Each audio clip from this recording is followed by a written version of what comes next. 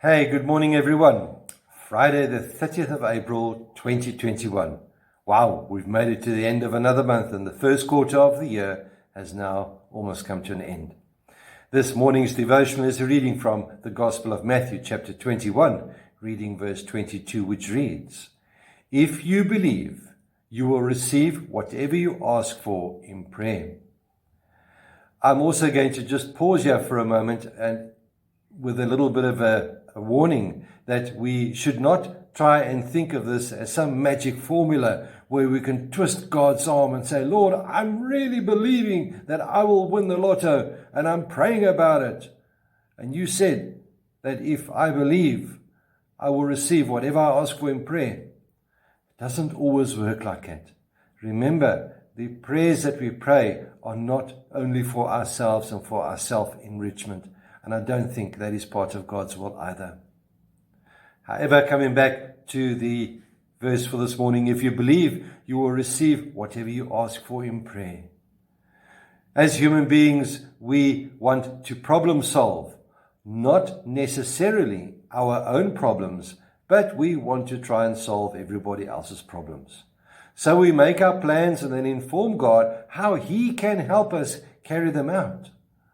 All too often, our solutions don't turn out to be God's solutions. And this is not a new struggle. It's an age-old struggle that even the early believers struggled with as well. When Peter was unjustly imprisoned, the early church faced the difficult problem of how to get Peter out of prison. They could have tried storming the heavily guarded prison by force. They could have petitioned for Peter's release under their rights if they were Roman citizens, or the church could have even gone the lawless route and tried to bribe Herod. But God never encourages His children in deception or corruption. They could have even marched outside the church, creating awareness among the public of Peter's unjust imprisonment. Instead, Peter's advocates did something that the world may seem is quite illogical. They gathered to pray.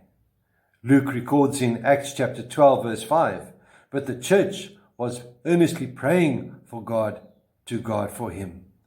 Perhaps their enemies must have laughed at them.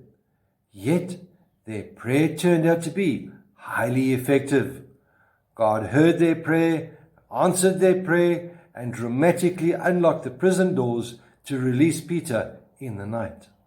I wonder what those people were doing when they were praying and they heard that Peter had been released, that the jail doors had suddenly swung open. Can you imagine the joy, perhaps even the shock among some of them?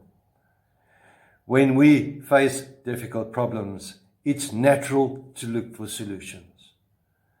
But let us change the mindset of first looking for our own solutions and look to God for guidance.